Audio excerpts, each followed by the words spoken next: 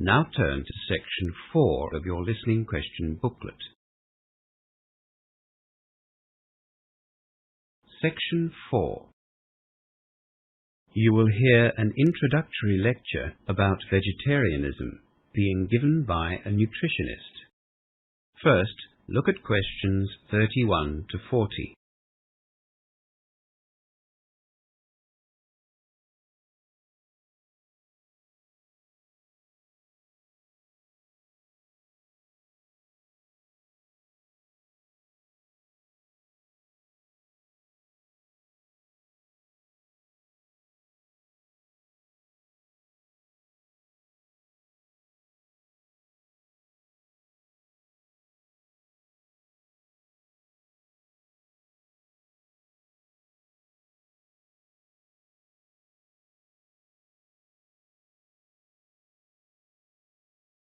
Now listen to the lecture and answer questions 31 to 40. You will all have a vague understanding of what being a vegetarian is all about. Vegetarianism has been practiced for thousands of years. The simplest definition is someone who doesn't eat meat, of course. But does abstaining from eating meat include seafood and chicken? The fact of the matter is that people adopt the label vegetarian but still eat meat, at least to varying degrees. Within true vegetarianism, that is where a vegetarian is someone who doesn't eat any meat at all, there are 3 subgroups. A lacto-ovo-vegetarian eats no meat but does consume dairy products and eggs. The second subgroup, lacto-vegetarians, also don't eat meat, but while they will consume dairy products, they don't eat eggs. And then, of course, there are vegans, people with a strict vegetarian diet that don't eat any animal product or byproduct, including honey. In fact, they don't even wear woolen, leather, or silk garments. So just keep in mind that there is an obvious sliding scale here when people talk about vegetarianism. There are those that perhaps like to think of themselves as vegetarian just because they don't eat red meat, right through to those strict vegans who will only eat vegetables, fruit, beans, or pulses. That is, food that has been grown.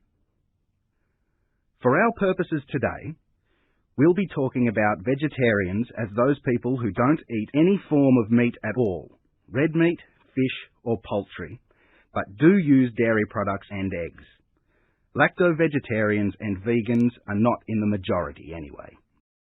With that definition in mind, let's review the myriad of reasons given for adopting a vegetarian diet.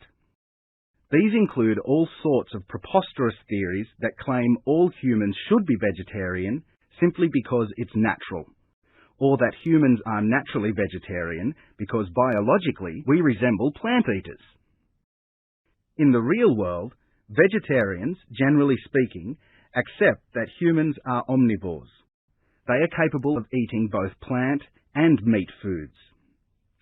Statistics show that the majority of vegetarians have adopted a vegetarian diet because of their religious beliefs, as in the case of Hindus and Buddhists, for example, or because of health-related concerns. That is, they see vegetarianism as a healthier alternative. Look, that's not to say there aren't other reasons. Some people just don't like the taste of meat, and others simply can't afford to buy it. A significant number of vegetarians are animal liberationists who are against the killing of animals for human consumption.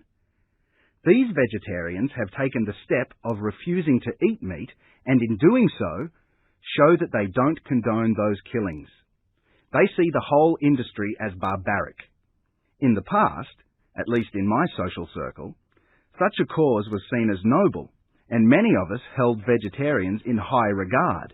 They lived up to their beliefs.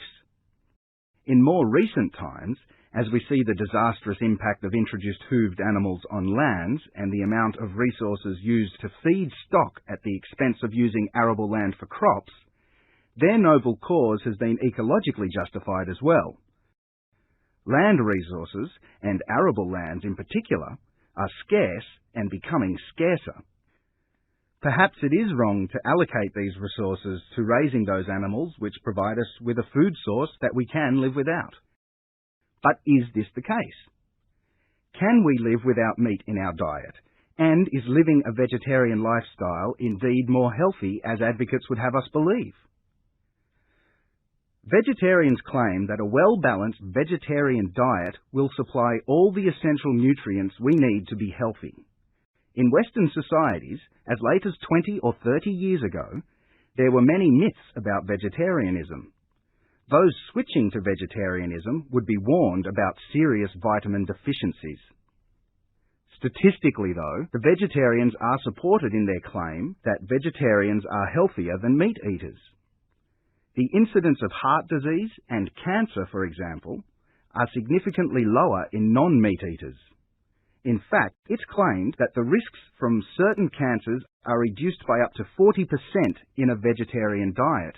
And let's face it, in modern Western society, with our concerns regarding obesity, you don't see too many overweight vegetarians, do you? Vegetarians consume less fat and protein than we do, and the fat that they do consume is in the main unsaturated, which is what has been recently labelled good fat. On the other hand, animal fats tend to be saturated, and an increased intake of saturated fats can lead to high cholesterol. Respiratory problems too seem less common in vegetarians, but this is also the case with meat eaters who include a lot of fruit and vegetables in their diet. The UK Vegetarian Society's website quotes medical research has shown that on average, a lifelong vegetarian visits hospital 22% less than a meat eater. The fact that the number of practicing vegetarians has almost doubled in the last 15 years speaks volumes about the way our concerns for healthy living have changed. The reasons given for this increase have been, according to a recent survey, 94% due to the perceived health benefits associated with a vegetarian lifestyle. Doctors and nutritionists and responsible groups like the Vegetarian Society are rightly concerned that those adopting the vegetarian diet do so in an informed way.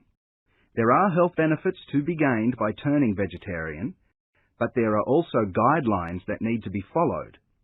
Vitamin B12, for instance, and recommended amounts of iron are not easily found in a vegetarian diet, and yet they are vital for healthy living.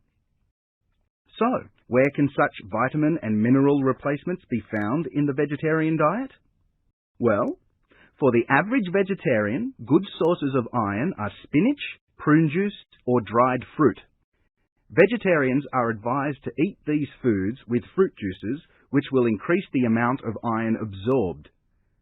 B12, on the other hand, is not as readily available, because it is only found, to all intents and purposes, in meat, fish, and dairy products. This vitamin is one which vegetarians find difficult to replace. However, as I said, low amounts of B12 can be found in dairy products as well as soy products or seaweed. For the stricter lacto-vegetarian and vegan, B12 can be obtained from foods that have been fortified with the vitamin. Vegetable margarines, some soy products, and breakfast cereals are the most common sources. The key to a healthy vegetarian diet is the same as any other diet.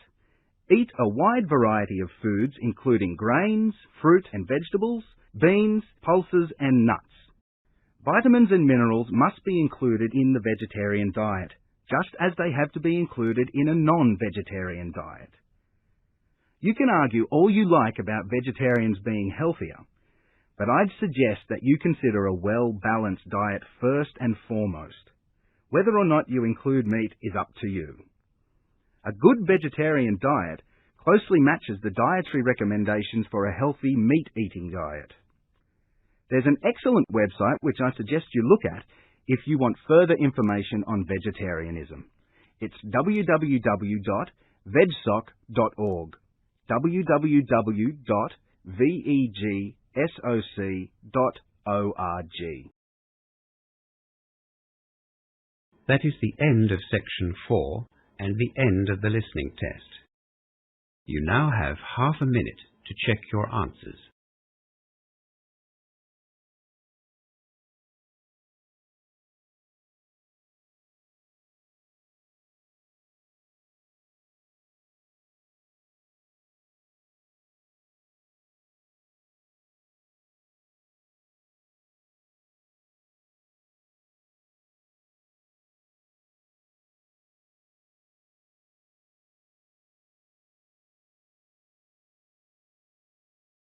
You now have 10 minutes to transfer your answers to your answer booklet.